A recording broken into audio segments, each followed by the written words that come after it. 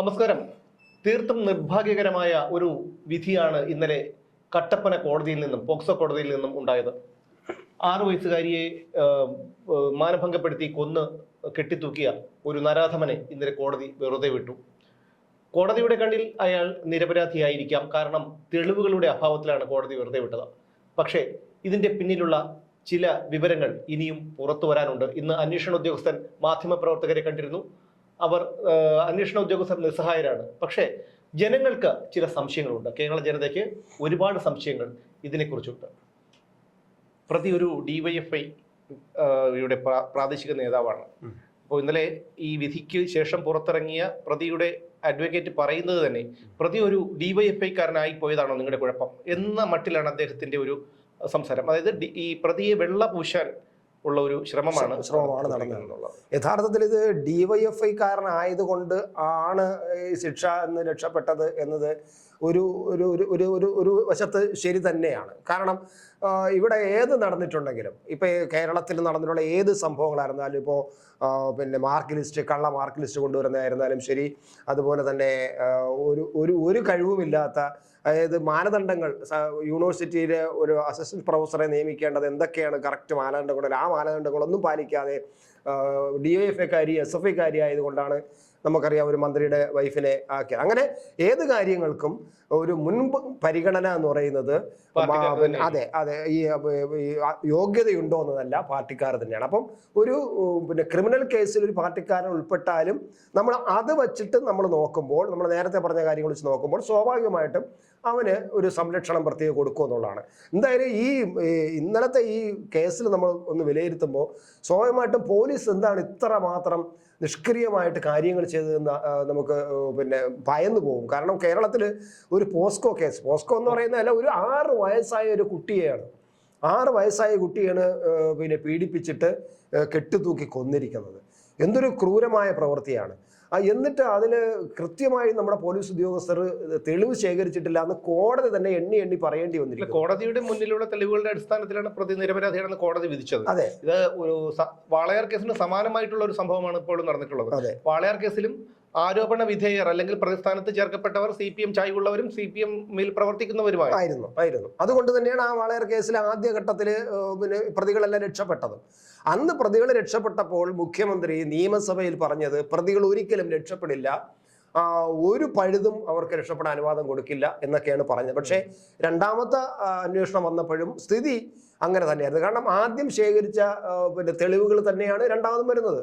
അപ്പൊ ഈ പോലീസിന്റെ ഈ തെളിവുകൾ വെച്ചിട്ട് ക്രൈംബ്രാഞ്ചുകളുടെ തെളിവുകളും വെച്ചിട്ട് എത്ര മുന്നോട്ട് പോയാലും പറ്റില്ല. ഇപ്പോൾ ഈ വണ്ടിപ്പെരിയാർ കേസിൽ മുഖ്യമന്ത്രി ഇപ്പോൾ അദ്ദേഹത്തിന്റെ രാജസദസ്സ് നടക്കുന്നുണ്ടല്ലോ, ആ രാജസദസ്സിൽ വെച്ച് വാർത്താ സമ്മേളനം നടത്തിയപ്പോൾ പറഞ്ഞത് സങ്കടകരമാണ്, ബുദ്ധിമുട്ടാണ്, നമുക്ക് കേരളത്തിന് നാണക്കേടാണ്, എന്തായാലും ഞങ്ങൾ അതിനെക്കുറിച്ച് അപ്പീൽ പോകും എന്നൊക്കെ പറഞ്ഞിട്ടുള്ളത്. പക്ഷേ ഈ അന്വേഷണം ഇങ്ങനെ തെളിവ് ശേഖരിക്കാത്തത് എന്തുകൊണ്ടാണ്? എന്തുകൊണ്ടാണ് ഈ ഉദ്യോഗസ്ഥൻ 2 ദിവസം കഴിഞ്ഞിട്ടും തൊട്ടടുത്ത് 1 കിലോമീറ്റർ തൊട്ടകലെയുള്ള ഒരു പോലീസ് സ്റ്റേഷനിൽ നിന്നും ഈ ഉയർന്ന ഉദ്യോഗസ്ഥൻ വരാത്തത്? ഒരു DYSP ഇതുവരെയും ആ കേസിൽ ബന്ധപ്പെട്ടില്ല. ഇത്രയും വലിയൊരു പോസ്കോ കേസ് ഉണ്ടായിട്ട് ഒരു DYSP ഇതുവരെയും ആ കേസിൽ ഇൻവോൾവ് ആയിട്ടില്ല. അപ്പൊ അത്രമാത്രം നിസ്സാരമായിട്ട് ഇതിനെ കാണുന്നത് എന്തുകൊണ്ടാണ് DYSP വരാതിരുന്നത്? സാധാരണ ഇത്തരം കാര്യങ്ങൾ വരുമ്പോൾ വരുമല്ലോ. ഇപ്പൊ എന്തുകൊണ്ടാണ് DYSP വരാതിരുന്നത്? ഒരു CI മാത്രം അന്വേഷിച്ച് കാര്യങ്ങൾ തീർക്കേണ്ട കേസല്ലല്ലോ ഇത്.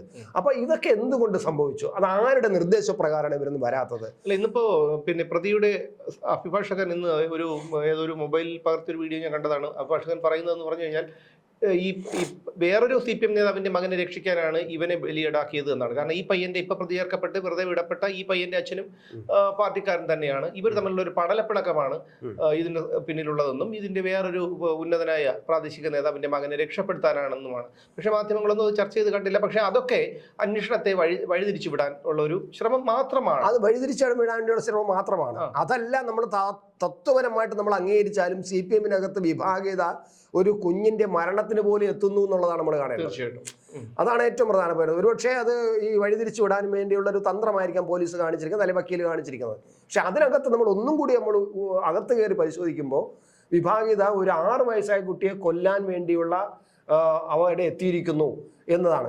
ഇനി നമുക്ക് ഇത് എന്തുകൊണ്ട് ഇത് പിന്നെ ഇതുണ്ടല്ലോ SC/ST പീഡന നിരോധന നിയമം ഉൾപ്പെടുത്തിയിട്ടില്ല എന്നൊരു പരാതി ഇപ്പം കിടക്കുന്നുണ്ട്. അത് പോലീസ് പറയുന്നത് അത് ഞങ്ങളല്ല കുഴപ്പം, അവിടെയും പോലീസ് രക്ഷപ്പെടുകയാണ്. അത് കോടതി സത്യം പറഞ്ഞു കഴിഞ്ഞാൽ പോലീസ് ഒരു കോമാളികളാവുകയാണ് ഇപ്പോൾ. എന്ത് നല്ല പോലീസ് എത്ര സമർത്ഥരായ പോലീസ് ഉദ്യോഗസ്ഥരുള്ള ഒരു സേനയാണ് നമ്മുടെ കേരള പോലീസിന്റെ സേന. അതായത് പിണറായി വിജയന്റെ ഒരു കൂലി പട്ടാളം എന്ന് പോലും പറയാൻ പറ്റില്ല, ഒരു കൂലിക്കാർ, ആ ഒരു പാർട്ടിയുടെ കൂലിക്കാർ, ആ ഒരു രീതിയിലേക്ക് കേരള പോലീസ് തരം താഴ്ന്നിരിക്കുന്നു എന്നുള്ളതാണ് ഏറ്റവും വലിയ സങ്കടകരമായ ഒരു വസ്തുത. അതോടൊപ്പം തന്നെ നമ്മൾ ഇന്നത്തെ ഒരു പിന്നെ നമ്മുടെ ഈ ഞാൻ പറഞ്ഞ രാജസദസ്സിലെ മുഖ്യമന്ത്രിയുടെ ഈ ഒരു സങ്കടം പറച്ചിലുണ്ടല്ലോ, ആ സങ്കടം പറച്ചിൽ ആത്മാർത്ഥതയുണ്ടെങ്കിൽ യഥാർത്ഥത്തിൽ ഈ പോലീസ് ഉദ്യോഗസ്ഥർ അന്വേഷണം നടത്തിയതിലുള്ള വീഴ്ചയെക്കുറിച്ച് ആഭ്യന്തര വകുപ്പ് പരിശോധിക്കുമെന്നും അത് അന്വേഷിക്കുമെന്നും അവിടെ വീഴ്ച വന്നിട്ടുണ്ടെങ്കിൽ ആ വീഴ്ച വരുത്തിയവർക്കെതിരെ മാതൃകാപരമായ നടപടി എടുക്കുമെന്നും പറയണമായിരുന്നു മുഖ്യമന്ത്രി. അത് പറഞ്ഞിട്ട് അത് പറയാതെ ഈ കരച്ചിൽ, അതായത് സങ്കടം, മുതലക്കണ്ണീർ, ഈ കുഞ്ഞിന് പിന്നെ കൊന്നവന് ശിക്ഷ കിട്ടിയില്ലല്ലോ എന്ന് പറഞ്ഞ് മുതലക്കണ്ണീർ ഉറങ്ങിയെടുക്കാതെയില്ല. അപ്പോ ഈ ഇപ്പൊ പറയുന്നതിൽ ആത്മാർത്ഥതയില്ല, സത്യസന്ധയില്ല എന്ന് തന്നെയാണ് അതിനകത്ത് പറയുന്നത്. കാര്യമില്ല. കാരണം പിണറായി വിജയൻ പറയുന്ന എന്തെങ്കിലും ഒരു കാര്യം നടക്കില്ല. പിന്നെ ഇപ്പോ ഈ വിഷയം എന്ന് പറഞ്ഞാൽ ഏതൊരു വാർത്തയ്ക്കും 2 ദിവസത്തെ ആയുസേ ഉള്ളൂ. അത് കഴിയുമ്പോൾ പുതിയൊരു വാർത്ത വരും. ഇനിയിപ്പോ നാളെ ഗവർണർ 3 ദിവസം കാലിക്കറ്റ് യൂണിവേഴ്സിറ്റിയിലെ ഗസ്റ്റ് ഹൗസിൽ താമസിക്കാൻ പോവുകയാണ്. അപ്പം നാളെ അതുമായിട്ട് ബന്ധപ്പെട്ടുള്ള സംഘർഷങ്ങളും വാർത്തകളും ഒക്കെ ഉണ്ടാവും. ആൾക്കാരെല്ലാവരും, മാധ്യമങ്ങളെല്ലാവരും അതിന്റെ പുറകിൽ പോകും. അപ്പോ വണ്ടിപ്പെരിയാറിലെ പെൺകുട്ടിയുടെ കുടുംബം മാത്രം കണ്ണീരും കൈയുമായിട്ട് ഇന്ന് മുഖ്യമന്ത്രി വാർത്താ സമ്മേളനത്തിൽ മുതല കണ്ണീർ മുഴക്കിയത് വലിയ നാളെയൊക്കെ വലിയ വാർത്തയായിട്ട് വരും. ആ വാർത്ത വരുമ്പോൾ മുഖ്യമന്ത്രി കണ്ടില്ലേ പാവം ഇത്രയും എത്തില്ലേ എന്നൊക്കെ ജനങ്ങൾക്ക് തോന്നാം. പക്ഷേ ഞാൻ നേരത്തെ പറഞ്ഞതുപോലെ ആത്മാർത്ഥതയുണ്ടെങ്കിൽ ഇത്തരം കാര്യങ്ങൾ മുഖ്യമന്ത്രി ചെയ്യണമായിരുന്നു. അത് ചെയ്തിട്ടില്ല. പിന്നെ ഈ വാളയാർ കേസിൽ നിയമസഭയിൽ വെച്ച് ഇദ്ദേഹം പറഞ്ഞതാണ്, ഞാൻ നേരത്തെ പറഞ്ഞല്ലോ, ഒരു കാരണവശാലും പോലീസ് ഉദ്യോഗസ്ഥരെ രക്ഷപ്പെടില്ല, ഇവർക്കെതിരെ നടപടി എടുക്കുമെന്നൊക്കെ ഒന്നും സംഭവിച്ചിട്ടില്ല. നിയമസഭയിലാണ് അദ്ദേഹം പറഞ്ഞത്. ആ പിന്നെ വാളയാർ കേസ്, നമുക്കിപ്പോൾ ആ വാളയാർ കേസ് എന്ന് പറയുമ്പോൾ നമ്മളെ മനസ്സിൽ വരുന്ന ഒരു ചിത്രമുണ്ട്. അതായത് 2 ഫ്രോക്കുകൾ ഇങ്ങനെ തൂങ്ങിക്കിടക്കുന്നത്, 9 വയസ്സോ 6 വയസ്സോ ഇത്തിരി ചെറുതും വലുതുമായ 2. അത് കേരള മനസാക്ഷിയിൽ എന്നും ഒരു കറുത്ത അടയാളമായിട്ട് കാണും. അല്ല, ഇതില് മറ്റൊരു കാര്യം എന്ന് പറഞ്ഞു കഴിഞ്ഞാൽ ഇതൊരു ഉത്തരേന്ത്യയിലാണ് നടന്നതെന്നിരിക്കും. ഞാൻ ആ പോയിന്റിലേക്ക് വരാൻ പോയതാണ്. നടന്നതെന്നിരിക്കട്ടെ, ഉത്തരേന്ത്യയിലാണ്, യുപിയിലാണ്. ഇവിടെ ഈ സാംസ്കാരിക നായ്ക്കളും അന്തം കമ്മികളും മെഴുകുതിരി കടിച്ചു വെച്ചുകൊണ്ട് അങ്ങോട്ട് ഓടുന്നു, മുണ്ട് പൊക്കി തലയെ കെട്ടി ഇങ്ങോട്ട് ഓടുന്നു. അല്ല, ഒന്ന് ആലോചിച്ച് നോക്കൂ, എന്തെല്ലാം ഹത്രാസിനും അതും ഇതൊക്കെ നടന്നപ്പോ. ശരി, ഏതൊരു ഇത്തരം സംഭവങ്ങൾ ലോകത്തെ ഏത് കോണിൽ നടന്നാലും അതൊരു മനുഷ്യജീവിയാണെങ്കിൽ, ഒരു ജീവനുള്ളൊരു ജീവിയാണെങ്കിൽ അതൊരു നമുക്ക് സങ്കടകരം തന്നെയാണ്. പക്ഷെ കേരളത്തിൽ നടക്കുന്ന കാര്യങ്ങൾ നമ്മൾ പലപ്പോഴും മറന്നു പോകുന്ന ഒരു കാര്യമുണ്ട്. ആൾക്കൂട്ടക്കൊല എന്ന് പറയുമ്പോൾ ഇവർ പറയുന്നുണ്ട് ഉത്തർപ്രദേശ്. ഇവിടെ ആൾക്കൂട്ടക്കൊല നടന്നിട്ടില്ലേ? ഇവിടെ ആൾക്കൂട്ടക്കൊല ഇപ്പൊ പിണറായി വിജയന്റെ ഭരണകാലത്തിൽ തന്നെ അട്ടപ്പാടിയിലെ മധു, അത് കഴിഞ്ഞിട്ടൊരു പിന്നെ അന്യസംസ്ഥാന തൊഴിലാളി, ഇവിടെ നമ്മുടെ കോവളത്ത് വണ്ടിത്തടത്ത ഒരു മനോവൈകല്യമുള്ള ഒരു പയ്യൻ, ഇതെന്റെ ഇപ്പൊ ഓർമ്മ വരുന്ന ഇത് നടന്നിട്ടുണ്ട്. ശിശുപീഡനങ്ങൾ, സ്ത്രീപീഡനങ്ങൾ എല്ലാം നടന്നിട്ടുണ്ട്. ഇപ്പൊ ഇവർക്ക് അറിയാമായിരുന്നു ഈ പയ്യനെ രക്ഷപ്പെടുത്താനുള്ള എല്ലാ പിന്നെ നീക്കങ്ങളും അണിയറയിൽ നടന്നുകൊണ്ടിരിക്കുകയായിരുന്നു എന്ന് വേണം കരുതാൻ. പിന്നെ ഇനിയിപ്പോ ഇവർ കരയാൻ പോകുന്നത് എന്തായിരിക്കും? നാട്ടിൽ ഏതൊരു പിന്നെ ബലാത്സംഗം വന്നാലും, അല്ലെങ്കിൽ ഒരു ചെയ്താലും, അല്ലെങ്കിൽ ഒരു സ്ത്രീ പീഡനം നടന്നാലും, ശിശുപീഡനം നടന്നാലും, മോഷണം നടന്നാലും അത് നിങ്ങൾ ഞങ്ങളുടെ തലയിൽ കെട്ടിവെക്കുകയില്ലേ, എന്നിട്ട് ഇപ്പോൾ എന്തായി എന്ന് ചോദിക്കാനുള്ള ക്യാപ്സൂൾ ഇപ്പൊ ഉടനെ റെഡിയാവും. അല്ല, നമ്മൾ ആ പോയിന്റ് കൂടെ നിൽക്കണം. നമ്മൾ അതായത് UP-യിലായിരുന്നെങ്കിൽ, നമ്മൾ പറഞ്ഞു തുടങ്ങിയല്ലോ, സ്വാഭാവികമായിട്ട് UP-യിലായിരുന്നെങ്കിൽ എന്തായിരുന്നില്ല, ഒരു പിന്നെ SC/ST-യിൽപ്പെട്ട ഒരു ദളിത് വിഭാഗത്തിൽപ്പെട്ട ഒരു 6 വയസ്സായ പെൺകുട്ടിയെ അവിടുത്തെ ഭരണകക്ഷിയിൽപ്പെട്ട ഒരു ചെറുപ്പക്കാരൻ പിന്നെ ഈ ബലാത്സംഗം ചെയ്ത് കൊന്നു, കെട്ടിത്തൂക്കി എന്നുള്ള വാർത്ത കേരളത്തിൽ തന്നെ എന്തുമാത്രം പ്രശ്നം ഉണ്ടാക്കിയേനെ. ഇപ്പൊ ഈ പിന്നെ ഭരണകക്ഷിയിൽപ്പെട്ട ഒരു പയ്യനെ രക്ഷപ്പെട്ടപ്പോൾ അവിടുത്തെ ഭരണകക്ഷിയിൽപ്പെട്ട ഒരു പയ്യനാണ് ഇതുപോലത്തെ കോടതി വെറുതെ വിട്ടിരുന്നുവെങ്കിൽ ഇവിടെ നടക്കാൻ അവസ്ഥ എന്താണ് ഞാൻ പറഞ്ഞത്. മെഴുകുതിരി കത്തിച്ച് പിടിച്ച് അങ്ങോട്ട് കടിച്ചു പിടിച്ച് അപ്പൊ ഇത് നമ്മൾ കേരള ജനത മനസ്സിലാക്കേണ്ടതാണ്, തിരിച്ചറിയേണ്ടതാണ്. തീർച്ചയായിട്ടും ഇപ്പൊ അവിടെ നടക്കുന്ന നമ്മൾ നടത്തണം, അവിടെ നടക്കുന്നതിന് ന്യായീകരിക്കാൻ ഒരു കാര്യം കൂടി ആലോചിക്കണം. UP-യിലാണ് ഇത് നടന്നിരുന്നെങ്കിൽ തീർച്ചയായും അവനൊരു ഏറ്റുമുട്ടലിൽ കൊല്ലപ്പെടുമായിരുന്നു.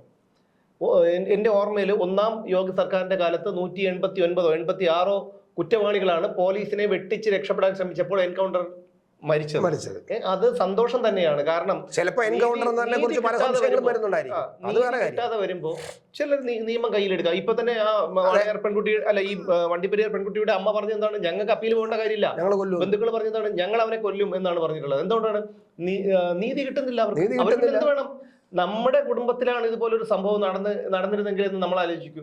മറ്റുള്ളവരുടെ സങ്കടങ്ങൾ നമുക്ക് ഒരു പരിധി വരെ ഉൾക്കൊള്ളാൻ കഴിയുള്ളൂ. നമ്മുടെ ആ സങ്കടം നമുക്ക് വരണമെങ്കിൽ നമ്മൾക്ക് ആ ഒരു അനുഭവം വരണം. അതെ അതെ അതെ. അതാണിപ്പോ ഇപ്പൊ അവരങ്ങനെ പറഞ്ഞു കൊല്ലും എന്ന് കോടതിയുടെ അവിടെ വെച്ച് തന്നെ പറയുക എന്ന് പറഞ്ഞാൽ അത് നിസ്സാര കേസല്ല. വേറൊരു കാര്യം നമുക്ക് ഒരു ഇതിനോടൊപ്പം പറയേണ്ടതുണ്ട്. ശങ്കരനാരായണൻ എന്ന് പറയുന്നത്, എന്റെ ഓർമ്മ നിലമ്പൂരാണെന്നാണ് തോന്നുന്നത്, അദ്ദേഹത്തിന്റെ മകളുടെ പേര് എനിക്ക് ഓർമ്മയുണ്ട്, കൃഷ്ണപ്രിയ. ഈ കൃഷ്ണപ്രിയയെ വീടിനടുത്തുള്ള ഒരു പയ്യൻ, ഒരു അബ്ദുൾ സലാം എന്തോ പറഞ്ഞ ഒരു പയ്യൻ ബലാത്സംഗം ചെയ്തു കൊല്ലുന്നു. ആ കുട്ടി, അതായത് പോക്സോ ആക്ട് ഒക്കെ നിലവിൽ വരുന്നതിന് മുൻപാണ്. പോക്സോ ആക്ട് എനിക്ക് 2002 2012 അപ്പോ പോക്സോ ആക്ട് ഒക്കെ നിലവിൽ വരുന്നതിന് മുമ്പാണ് ഈ സംഭവം ഉണ്ടാവുന്നത്. അയാള് ഇവനെ വെടിവെച്ചു കൊന്നു. സമാനമായിട്ടുള്ള സംഭവമാണ് ഉണ്ടായത്. അതായത് ഈ പെൺകുട്ടിയെ കാണാതാകുന്നു, സ്കൂൾ വിട്ടു വരുന്ന പെൺകുട്ടിയെ കാണാതാകുന്നു. പിന്നീട് ഈ കുട്ടിയെ തിരയാനായിട്ട് വീട്ടുകാരോടൊപ്പം ഈ പ്രതിയും കൂടി ഇറങ്ങി നടക്കുക പോലീസിനോടൊപ്പം. അവസാനം ഇവനാണ് കൊന്നതെന്ന് തെളിഞ്ഞതിന് ശേഷം ഇവനെ പോലീസ് പിടിക്കുന്നു. പോലീസ് റിമാൻഡ് കഴിഞ്ഞ് ഇവൻ തിരിച്ചിറങ്ങിയപ്പോൾ ഈ കുട്ടിയുടെ അച്ഛൻ നാടൻ തോക്കുകൊണ്ട് വെടിവെച്ചു കൊന്നു. ശങ്കരനാരായണൻ എന്നാണ് അച്ഛന്റെ പേര്. സമാനമായ സംഭവം മിക്കവാറും ഉണ്ടാകാൻ പാടില്ല. കാരണം നമ്മുടെ നാട്ടിൽ അങ്ങനെയൊന്നും നിയമം കയ്യിലെടുക്കാൻ ഒരു പൗരന് അധികാരമില്ല, അല്ലെങ്കിൽ അവകാശമില്ല. പക്ഷേ എന്തുകൊണ്ട് അങ്ങനെ അവൻ പറയേണ്ടി വന്നു, അതും കോടതിയിൽ മുമ്പ് വെച്ച് പറയേണ്ടി വന്നു പറഞ്ഞാൽ ഇവിടുത്തെ നീതിന്യായം നേരെ ചെവി നടക്കുന്നില്ല, ഭരണകക്ഷിയിൽപ്പെട്ടവർക്ക് വേണ്ടി മാത്രമായിട്ട് കാര്യങ്ങൾ നടക്കുന്നു എന്ന് ബോധ്യമായത് കൊണ്ടാണ്. ഏതൊരു കുറ്റകൃത്യം ചെയ്താലും CPM-കാരാണെങ്കിൽ അവരെ രക്ഷപ്പെടുത്താൻ വിദ്യാവിജയൻ വ്യാജരേഖ ചമച്ചാണ് കോളേജ് എത്തിപ്പിക്കുകയും ജോലി ചെയ്തത്. ആ കുറ്റപത്രം ഇതുവരെ പോലീസ് സമർപ്പിച്ചിട്ടില്ല. കുറ്റപത്രം സമർപ്പിച്ചില്ല. പിന്നെ PSC ചോദ്യപേപ്പർ വിവാദം എന്തായി? അത് ഇതുവരെ എന്തായി കേസ്? തില്ലങ്കേരിക്ക് എങ്ങനെയാണ് ഇപ്പൊ ജാമ്യം കിട്ടിയത്? 1.5 വർഷമായിട്ട് ബോധപൂർവം കൊടുത്തിട്ടില്ല. അതുപോലെ തന്നെ ഓരോന്നും അങ്ങനെ കൊടുക്കാതിരിക്കുന്നു. TP ചന്ദ്രശേഖരൻ വധക്കേസിലെ പ്രതികളൊക്കെ VIP പരിഗണനയിലാണ് ജയിലിൽ കഴിയുന്നത്. എല്ലാവർക്കും അറിയാന്നുള്ളൊരു കാര്യമാണല്ലോ, നമുക്ക് എല്ലാവർക്കും അറിയാന്നുള്ള കാര്യമാണ്. അപ്പൊ ഈ വണ്ടിപ്പെരിയാർ കേസിലും ഇത് തന്നെയാണ് എന്തോ തിരിമറി സംഭവിച്ചത്. ഇതിനകത്ത് വേറൊരു കാര്യം കൂടെ നമ്മൾ ഓർമ്മിക്കേണ്ട സുമേഷ്. അതായത് കോടതിയിൽ ഇന്നലെ നടന്ന വിധി വന്നതിന് ശേഷം കോടതിയിൽ ചില സംഭവങ്ങളുണ്ട്. എൻ്റെ ഓർമ്മയിൽ കേരളത്തിൽ ഇതുവരെയും ഇത്തരത്തിലൊരു സംഭവം കേരളത്തിൽ ഒരു കോടതിയിൽ നടന്നിട്ടില്ല. ആലോചിച്ചോ, മുഖ്യമന്ത്രി പിണറായി വിജയന്റെ ഭരണം ഇരിക്കുന്ന കേരളത്തിലാണ് ഇപ്പൊ നടന്നിരിക്കുന്നത്. എന്തോ എല്ലാം ശാന്തമാണ്, എല്ലാം സുഖമാണെന്നൊക്കെ പറഞ്ഞുകൊണ്ട് രാജസദസ് ഇങ്ങനെ നടന്നുകൊണ്ടിരിക്കുമ്പോൾ, ആ എഴുന്നള്ളത്ത് ഇങ്ങനെ നടന്നുകൊണ്ടിരിക്കുമ്പോഴാണ് ഈ സംഭവം നടന്നിരിക്കുന്നത്. അതും കൂടെ നമ്മൾ പ്രാധാന്യമായിട്ട് രാഷ്ട്രീയമായിട്ട് പ്രാധാന്യം കാണാം. അതായത് കേരളം വളരെ എല്ലാം കൊണ്ടും തികഞ്ഞിരിക്കുന്നു. ആ തികഞ്ഞതിന്റെ അവസാനം ജനങ്ങളെ മുമ്പേ പ്രഖ്യാപിക്കാനാണ്. പിന്നെ ആകെ ഉള്ള കുഴപ്പം കേന്ദ്രത്തിന് മാത്രമാണ്, അവർ പൈസ തരാത്തത് മാത്രമാണ്, ബാക്കി ഇവിടെ യാതൊരു പ്രശ്നമില്ല, എല്ലാം ഗംഭീരമാണെന്ന് പറഞ്ഞുകൊണ്ട് നടക്കുന്ന ആ സമയത്ത്, അതേ സമയത്ത് അപ്പുറത്ത് അദ്ദേഹം അത് പ്രസംഗിച്ചുകൊണ്ടിരിക്കുമ്പോൾ ഇപ്പുറത്ത് ഈ വിധി വന്നിരിക്കുന്നത്. മനസ്സിലായില്ലേ? അപ്പോൾ ആ വിധിക്കെതിരെ ഒരു വീട്ടമ്മ, അത് ഒരു SC/ST-യിൽപ്പെട്ട ദളിത് വീട്ടമ്മയും അവരെ കുടുംബവും പ്രതിഷേധിക്കുന്നു. അവരുടെ ഒരു മുത്തശ്ശി പോലീസിന്റെ ജീപ്പിന്റെ മുമ്പിൽ കിടന്ന് പ്രതിഷേധിക്കുന്നു. ആലോചിച്ച് നോക്കുക, കേരളത്തിലാണ് നടന്നിരിക്കുന്നത്. ഇതൊരു വലിയ വിജയമാണോ? ഈ രാജസദസ്സിൽ ഇങ്ങനെ ഗിർവാണ അടിക്കുന്ന മുഖ്യമന്ത്രി അത് പറയണം ഇതൊരു വലിയ സംഭവമാണോ? അല്ല, അത് സത്യം പറഞ്ഞു കഴിഞ്ഞാൽ സങ്കടം തോന്നുന്ന ഒരു കാര്യം. ഇന്നത്തെ ഏതോ ഒരു പത്രത്തില് ഈ മരിച്ച പെൺകുട്ടിയുടെ അമ്മയെ ചേർത്ത് പിടിച്ചുകൊണ്ട് സഹോദരൻ പിന്തിരിച്ചു പോകുന്ന ഒരു ചിത്രമുണ്ട്. വല്ലാത്തൊരു ഫീലിംഗ് ഉണ്ടാക്കിയ ഒരു ചിത്രമാണ്. അത് എന്തെങ്കിലുമൊക്കെ സംഭവിക്കണമെങ്കിൽ പിന്നെ പറഞ്ഞു കഴിഞ്ഞാൽ ഇതിനകത്ത് എനിക്ക് ഒരു കാര്യം കൂടെ ഉണ്ട്. ഗവൺമെന്റിനെ മാത്രം കുറ്റപ്പെടുത്താൻ കോടതി ഒരു പരാമർശം നടത്തി. അതായത് ഈ SC/ST വകുപ്പ് ചുമത്തേണ്ടതില്ല എന്ന് ഹൈക്കോടതി ഒരു തീരുമാനമെടുത്തു. അതെന്താണെന്ന് മനസ്സിലായി. എന്താണെന്ന് അറിയാം ഹൈക്കോടതി പറഞ്ഞത് രണ്ടും SC/ST-യിൽപ്പെട്ടവരാണ്. അപ്പൊ രണ്ടും SC/ST-യിൽപ്പെട്ടതായതുകൊണ്ട് അട്രോസിറ്റി ഇല്ല, അതുകൊണ്ട് ആ അട്രോസിറ്റി കേസ് എടുക്കേണ്ടതില്ല എന്നാണ് ഈ കേസിൽ പോലീസ് ഇപ്പൊ പറയുന്നത്. ഹൈക്കോടതി പറഞ്ഞു അങ്ങനെ എടുക്കണ്ട എന്ന് പറഞ്ഞു, അതുകൊണ്ടാണ് എടുക്കാത്തത് പോലീസ് പറയുന്നത്. അങ്ങനെ ഹൈക്കോടതി പറഞ്ഞിട്ടുണ്ടെങ്കിൽ പറയുന്നുണ്ടെങ്കിൽ, കാരണം അങ്ങനെ ആണല്ലോ അത് സത്യത്തിൽ പോലീസ് ഒരിക്കലും അങ്ങനെ ഒരു ഹൈക്കോടതിയെ കുറിച്ച് കള്ളം പറയില്ലല്ലോ, സ്വാഭാവികമായിട്ടും ശരിയായിരിക്കാം. അങ്ങനെയാണെങ്കിൽ അത് നമ്മളെ ഭയപ്പെടുത്തുന്നു. നമ്മുടെ ഇപ്പോഴത്തെ പോസ്കോ നിയമം എന്ന് പറയുന്നത്, അല്ലെങ്കിൽ SC/ST അട്രോസിറ്റി നിയമം എന്ന് പറയുന്നത് നമ്മളെ ഭയപ്പെടുത്തേണ്ട, അത് തിരുത്തേണ്ടത് തന്നെയാണ്. കാരണം ഒരു SC/ST ആണെങ്കിൽ SC/ST-ക്കാരെ എന്തും ചെയ്യാം, അവരെ പീഡിപ്പിക്കാം, അവരെ കൊല്ലാം, അവരെ അനാവശ്യം പറയാം, അവരെ ചീത്ത വിളിക്കാം, അവരെ പിന്നെ ജാതി പറഞ്ഞ് ചീത്ത വിളിക്കാം SC ആണെങ്കിൽ അതെന്തൊരു നിയമമാണ്? അതൊരു കടം നിയമം. അത് ഈ നിയമം മാത്രമല്ല, ഇന്ത്യയിൽ മാറ്റേണ്ട എത്രയോ നിയമങ്ങളുണ്ട്. ഞാൻ ഈ SC/ST അട്രോസിറ്റിയിൽ ജയിലിൽ കിടന്ന 19 ദിവസം ഞാൻ ജയിലിൽ കിടന്ന ഒരു വ്യക്തിയാണ്. അത് എന്തുകൊണ്ടാണെന്ന് നിങ്ങൾക്കൊക്കെ അറിയാൻ കഴിയും. അപ്പോ ചെയ്യുന്നത് ആരാണ്? അവരൊക്കെ കുറ്റം ചെയ്തു കഴിഞ്ഞാലും നമ്മൾ മറ്റൊരു വിഭാഗത്തിൽപ്പെട്ട ഒരാളായതുകൊണ്ട് എന്നെ ജാതി പറഞ്ഞ് അധിക്ഷേപിച്ച്, എന്നെ ചീത്ത വിളിച്ച്, ഇങ്ങനെ ഒരു പരാതി, ഒരു മൊഴി കൊടുത്താൽ ഈ മറ്റ് മതവിഭാഗത്തിൽപ്പെട്ട സമുദായത്തിൽപ്പെട്ട ആൾക്കാർ ജയിലിൽ പോകണം എന്ന് പറയുന്നത് എന്ത് ന്യായം? അതാണ് ഞാൻ പറഞ്ഞത്. ആ സ്വന്തം വിഭാഗത്തിൽപ്പെട്ടവർക്കാണെങ്കിൽ എന്തും വിളിക്കാം, എന്തും ചെയ്യാവുന്ന നിയമം ഉണ്ടെങ്കിൽ ആ നിയമം പൊളിച്ചെഴുതണം. ഹൈക്കോടതി ആ നിയമം ഉള്ളതുകൊണ്ടാണ് അത്തരം തീരുമാനം എടുത്തിരിക്കുന്നത്. അല്ല, അത് മാത്രമല്ല, ഞാൻ കാക്കനാട് ജില്ലാ ജയിലിൽ ഉണ്ടായിരുന്ന കിടന്ന സമയത്താണ് ഞങ്ങളെ എന്നെ സുദർശൻ നമ്പൂതിരിയും അവിടെ ഞങ്ങളെ റിമാൻഡ് ചെയ്തിരുന്ന പിറ്റേ ദിവസമാണ് നമ്മുടെ കൂപ്പർ വാങ്ങിച്ച ഒരു CITU നേതാവുണ്ട്, അനിൽകുമാർ. ഇദ്ദേഹത്തിന്റെ ഭാര്യ ഇതേപോലെ SC/ST അട്രോസിറ്റി ആക്ട് പ്രകാരം ഒരു കേസ് കൊടുത്തിട്ട് ഒരു CPM-ന്റെ അതിന്റെ മുൻ ബ്രാഞ്ച് സെക്രട്ടറിയോ ഏരിയ സെക്രട്ടറി എന്തോ, അദ്ദേഹത്തിന്റെ പേര് ഞാൻ പറഞ്ഞത് പരമേശ്വരൻ എന്താണെന്ന് തോന്നുന്നു. ഇവർ തമ്മിലുള്ള ഒരു വ്യക്തി വൈരാഗ്യത്തിന്റെ പേരിൽ കേസ് കൊടുത്തു. അദ്ദേഹം അവിടെ വരികയാണ്. 3 ദിവസം 4 ദിവസം കഴിഞ്ഞപ്പോൾ ഒത്തുതീർപ്പാക്കി ഇവർക്ക് ജാമ്യം കിട്ടിപ്പോയി. ഞങ്ങൾ 19 ദിവസം കിടക്കേണ്ടി വന്നു. അപ്പൊ ഇതൊക്കെ എന്തുകൊണ്ടാണ് ആൾക്കാർ നിയമം കയ്യിലെടുക്കുന്നത്? അല്ല, അതിനകത്തുള്ളത് നമ്മൾ ഒരു സാധാരണക്കാരൻ, അതായത് ഈ പോസ്കോ കേസിൽ ഇപ്പോഴത്തെ ഈ കേസിൽ ഇവൻ രക്ഷപ്പെട്ടതും നമ്മൾ നോക്കുമ്പോൾ, കേരളത്തിൽ പോസ്കോ കേസ് ശിക്ഷിക്കപ്പെടണമെങ്കിൽ ആ പോസ്കോ കേസിലെ പ്രതി ഒന്നുകിൽ അവൻ പിന്നെ പാർട്ടിക്കാരനാവരുത്, അല്ലെങ്കിൽ അവൻ അന്യസംസ്ഥാന തൊഴിലാളിയായിരിക്കണം. നിങ്ങൾ നോക്കൂ, ആലുവ കേസ് അല്ല, ഇപ്പൊ ഒരു 6 മാസം ആലുവ കേസ്, ഒരു 3 മാസം, പിന്നെ പഴയ ജിഷ കേസ്, ഒരു ആസാമിൽ ചെന്ന് ഒരു തന്നെ പൊക്കി എടുത്തുകൊണ്ട് വന്നിട്ട് അയാൾ ഇപ്പോഴും പിന്നെ പ്രതിയല്ല എന്ന് തന്നെയാണ് ഇപ്പോഴും പലരും പറയുന്നത്. അത് അങ്ങനെയാണ്. അന്ന് ഗവൺമെന്റിന് ആ ഒരു ഇമേജ് നിലനിർത്താൻ വേണ്ടിയിട്ട് ബെഹ്റയുടെ നേതൃത്വത്തിൽ അവിടെ നിന്ന് ഒരുത്തനെ പൊക്കി കൊണ്ടുവന്ന് കേസ് ഉൾപ്പെടുത്തിയതാണെന്നാണ് പറയുന്നത്. അത് എത്രമാത്രം മിക്കവാറും അത് ശരിയായിരിക്കാം. കാരണം നമുക്കിനി ഈ അസറുൽ ഇസ്ലാം അങ്ങനെ എന്തോ പറഞ്ഞുള്ള പേരാണ്, അമീറുൽ ഇസ്ലാം, അയാളെ കണ്ട് അയാളെ സംസാരിച്ചാൽ മാത്രമേ സത്യാവസ്ഥ മനസ്സിലാവൂ. പക്ഷേ അതാണ് അയാൾ അന്നും ഞാനല്ല എന്ന് പറയുന്നുണ്ട്. അപ്പൊ അങ്ങനെ ഒരു ആളിനെ കൊണ്ടുവന്ന് ചെയ്തിരിക്കുന്നത്. അപ്പോൾ പോസ്കോ കേസും ഇതുപോലെ കൊലപാതകങ്ങളും ഒക്കെ അയൽ സംസ്ഥാനത്ത് ആണെങ്കിൽ അവൻ ശിക്ഷിക്കപ്പെടും. കേരളത്തിലുള്ള ആണെങ്കിൽ, പ്രത്യേകിച്ച് പാർട്ടിക്കാരനാണെങ്കിൽ, ഒരു കാരണവശാലും ശിക്ഷിക്കപ്പെടില്ല. ഇനി ഒരു കാര്യം കൂടെ ആലോചിക്കണം. ഇപ്പൊ ഈ കുറ്റവിമുക്തനായ വ്യക്തി ഉടനെ തന്നെ DYFIയുടെ ഒരു പ്രധാന പദവിയിൽ വരാനുള്ള സാധ്യതയുണ്ട്. അതിനുള്ള യോഗ്യത അദ്ദേഹം നേടിക്കഴിഞ്ഞു. 1.5 കൊല്ലത്തോളം അദ്ദേഹം ജയിലിലാണ്.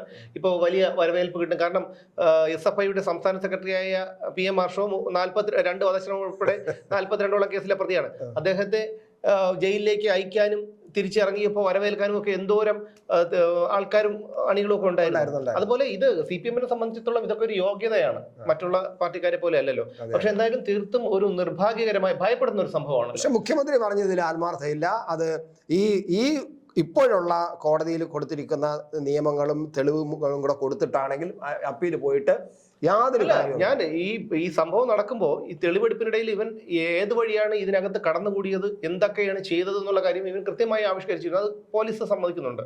ഈ കുട്ടിയുടെ അമ്മ, വീട്ടുകാർ പറയുന്നുണ്ട് മടിയിലിരുത്തി ഇവൻ മൊബൈൽ കാണിച്ചു കൊടുക്കുന്നുണ്ടെന്നും 3 വയസ്സ് മുതൽ ഈ കുട്ടിയെ മിഠായിയും മറ്റു കാര്യങ്ങളൊക്കെ വാങ്ങിച്ചു കൊടുത്ത് പ്രലോഭിപ്പിച്ച് ഇത്തരത്തിൽ ഉപദ്രവിക്കുന്നു എന്നൊക്കെ കുട്ടിയുടെ വീട്ടുകാർ പറയാണ്. ഈ പ്രതി കുറ്റം സമ്മതിക്കുകയും ചെയ്തു. അങ്ങനെയാണെങ്കിൽ ഇവിടെ എത്രയോ പ്രതികൾ ശിക്ഷിക്കപ്പെട്ടു. അതെല്ലാം ആ പ്രതികളെല്ലാം ഇറങ്ങി വന്നിട്ട് പറഞ്ഞാൽ പോരെ, ഞങ്ങളെ പോലീസ് ഇടിച്ച് കുറ്റം സമ്മതിപ്പിച്ചാണെന്നങ്ങ് പറഞ്ഞാൽ പോരെ. അപ്പൊ പിന്നെ എന്തിനാണ് ഈ തെളിവുകളുടെ ഇത്രയും ക്ലിയർ എവിഡൻസ് കളക്ട് ചെയ്യാമായിരുന്ന ഒരു സംഭവം? ഇനി പോളിഗ്രാഫ് ടെസ്റ്റിന് ഇവൻ തയ്യാറാവും? ഈ പറയുന്ന അർജുൻ നുണ പരിശോധനയ്ക്ക് തയ്യാറാവും? ഫിംഗർ പ്രിന്റ് പോലും എടുത്തിട്ടില്ലെന്നേ. അതൊരു അപ്പൊ ഫിംഗർ പ്രിന്റ് എടുക്കാത്ത എന്തെന്ന് ചോദിച്ചപ്പോൾ അത് എടുത്തിട്ട് കാര്യമില്ല, കിട്ടാൻ സാധ്യതയില്ലെന്ന് ആരോ പറഞ്ഞു, അതുകൊണ്ട് ഫിംഗർ പ്രിന്റ് എടുക്കാൻ പോയില്ല. ആലോചിച്ചുകൊണ്ട് ഒരു പോലീസിന്റെ ഗതികേട്. നമ്മൾ മനസ്സിലാക്കേണ്ടതെന്ന് വെച്ചാൽ നമ്മൾ വളരെ അതിഭയങ്കരമായി നമ്മളൊരു രാഷ്ട്രീയം പറയുകയല്ല. നിങ്ങൾ ചിന്തിച്ചു നോക്കുക, പിന്നെ നമ്മളൊരു ആരും കേരളത്തിൽ സുരക്ഷിതരല്ല എന്നുള്ളതിന്റെ ഒരു നേർക്കാഴ്ചയാണ് ഇതൊക്കെ. കാരണം വീട്ടിലിരിക്കുന്നവനെ വീട്ടിൽ കയറി വെട്ടി കാലെടുത്ത് തോളി വെച്ച് നൃത്തം ചെയ്യുന്നു, വഴിയെ പോകുന്നവനെ കുത്തിക്കൊല്ലുന്നു, എന്തുമാത്രം കൊലപാതകങ്ങളും അതുപോലെ സ്ത്രീപീഡനങ്ങളും ശിശുപീഡനങ്ങളും എന്തൊക്കെയാണ് കേൾവി പോലും ഇല്ലാത്ത കാര്യങ്ങളല്ലേ നമ്മൾ ഈ ഒരു 6-7 കൊല്ലത്തിനിടയിൽ ഈ കേരളത്തിൽ നടന്നുകൊണ്ടിരിക്കുന്നത്. അത് എന്തുകൊണ്ടാണെന്ന് ചോദിച്ചാൽ ഞാൻ തീർച്ചയായും പറയും മദ്യത്തിന്റെയും മയക്കുമരുന്നിന്റെയും ഉപയോഗം കൂടുതൽ കാരണം തന്നെയാണ്. കൊണ്ട് ആയിരിക്കാം. കാരണം ഇതിനു മുമ്പും ഇവിടെ കേരളം ഉണ്ടായിരുന്നു, ഈ ജനങ്ങളുണ്ടായിരുന്നു. മാത്രമല്ല, പക്ഷേ ഭരിക്കുന്നവരുടെ ഉള്ളിലുള്ള ഒരു ആത്മാർത്ഥതയുണ്ടല്ലോ, ജനങ്ങളോടൊരു പ്രതിബദ്ധതയും താല്പര്യവും, ആ ഉദ്ദേശശുദ്ധി എന്ന് പറഞ്ഞ സാധനം ഉണ്ടല്ലോ ഒരു ഭരിക്കുന്നവർക്ക്. രാജാക്കന്മാർക്ക് അതുണ്ടായിരുന്നു. കാരണം എൻ്റെ പ്രജകളെല്ലാം നന്നായിരിക്കണം എന്നുള്ള ആത്മാർത്ഥമായ ആഗ്രഹം അവരുടെ ഉള്ളിലുണ്ട്. അതുകൊണ്ട് വലിയ പ്രശ്നങ്ങളൊന്നും ഉണ്ടായില്ല. ഇത് കേരളത്തിൻ്റെ പിന്നെ നന്മ വേണം എന്നുള്ള ആഗ്രഹമില്ല. ഉദ്ദേശശുദ്ധി വളരെ മോശമാണ്. ഉദ്ദേശശുദ്ധി എന്ന് പറയുന്നത് ഒരു പദ്ധതി നടപ്പിലാക്കുമ്പോൾ അതിൽ നിന്ന് എത്രമാത്രം വാരാൻ പറ്റും അങ്ങനെയുള്ള ഓരോരോ പദ്ധതികളാണ് കൊണ്ടുവരുന്നത്. ഓരോരോ നിർമ്മാണ പ്രവർത്തനങ്ങളാണ്. അതെ, അല്ല, നിർമ്മാണ പ്രവർത്തനങ്ങൾ അങ്ങനെയാണ് കൊണ്ടുവരുന്നത്. അപ്പൊ അതിൽ നിന്ന് എത്ര കിട്ടുമെന്നാണ്. അപ്പൊ ഉദ്ദേശശുദ്ധിയിൽ ശുദ്ധി ഇല്ല. അതുകൊണ്ടാണ് പലതും ഇത് ഇവിടെ സംഭവിച്ചുകൊണ്ടിരിക്കുന്നത്, അനർത്ഥങ്ങൾ സംഭവിച്ചുകൊണ്ടിരിക്കുന്നത്. അതുകൊണ്ട് തന്നെയാണ് അതൊരു നമ്മൾ അതിനെ വിശ്വാസപരമായിട്ട് പറഞ്ഞാലും ശരി തന്നെയാണ്. എന്തായാലും തീർത്തും നിർഭാഗ്യകരമായിട്ടുള്ള ഒരു സംഭവം തന്നെയാണെന്നുള്ളതാണ്. നമ്മൾ ഒരു നിമിഷം നമ്മൾ ആ പെൺകുട്ടിയുടെ അമ്മയുടെ അല്ലെങ്കിൽ ആ അച്ഛൻ്റെ സ്ഥാനത്ത് നിന്ന് നമ്മൾ വെറുതെ ഒന്ന് ചിന്തിച്ചു നോക്കണം, എന്തായിരിക്കും എന്നുള്ളത്. എല്ലാവരും ക്ഷമിച്ചും പുറത്തും പോകാൻ മനസ്സുള്ള മനുഷ്യരായിരിക്കില്ല. കാരണം 12-14 വർഷം കാത്തിരുന്നുണ്ടായ ഒരു പെൺകുട്ടിയാണ്. ആ കുട്ടി ഇത്രയും ക്രൂരമായി പിച്ചി ചിന്തി കൊന്ന് കെട്ടിത്തൂക്കുന്നവനെ എന്താണ് ചെയ്യേണ്ടത് അത് അവർക്ക് വ്യക്തമായിട്ടറിയാം. എന്താണ് ആരാണ് എന്നുള്ള കാര്യമൊക്കെ അവർക്ക് വ്യക്തമായിട്ട് അറിയാം. ഇതിൽ പോലീസ് ഒത്തു കളിച്ചെന്നോ അല്ലെങ്കിൽ രാഷ്ട്രീയക്കാർ ഒത്തു കളിച്ചെന്നോ സർക്കാർ ഒത്തു കളിച്ചെന്നോ ഒന്നും ഞങ്ങൾ പറയുന്നില്ല. പക്ഷെ ഇതിൽ തിരിമറി നടന്നിട്ടുണ്ട്, കൃത്രിമം നടന്നിട്ടുണ്ട് എന്നുള്ള കാര്യം ഉറപ്പാണ്. പക്ഷെ നമ്മളിപ്പോൾ ഈ ജീവിച്ചുകൊണ്ടിരിക്കുന്നത് വളരെ അതിഭീകരമായ ഒരു അവസ്ഥാന്തരത്തിലൂടെ നമ്മൾ ജീവിച്ചുകൊണ്ടിരിക്കുന്നത്. എന്തായാലും ഇനി ഒരു പെൺകുട്ടിക്കും ഒരു മനുഷ്യജീവിക്കും ഇത്തരം ഒരു ഗതി വരാതിരിക്കട്ടെ എന്ന് മാത്രമേ നമുക്ക് പ്രാർത്ഥിക്കാനുള്ളൂ. അതുപോലെ തന്നെയാണ് ഇത്തരം ക്രിമിനലുകളെ ഇനിയെങ്കിലും നമ്മൾ തന്നെ തിരിച്ചറിയണം, നമ്മൾ തന്നെ അകറ്റി നിർത്തണം. ഇനി ഏതൊരു പദവിയിൽ ഏതൊരു പദവിയിൽ ഈ ഇതുപോലുള്ള ക്രിമിനലുകൾ വന്നാൽ പോലും ഇവനൊന്നും പുല്ല് വില കൊടുത്തുകൊണ്ട് മാറ്റി നിർത്തുകയും ഇവരെയൊക്കെ നമ്മുടെ ഈ മനുഷ്യർ സഹവസിക്കുന്ന സ്ഥലത്ത് നിന്ന് അകറ്റി നിർത്തുകയും ചെയ്യുക മാത്രമേ മാർഗമുള്ളൂ. എന്തായാലും അടുത്തൊരു വിഷയവുമായി നാളെ വീണ്ടും കാണാം. നന്ദി, നമസ്കാരം.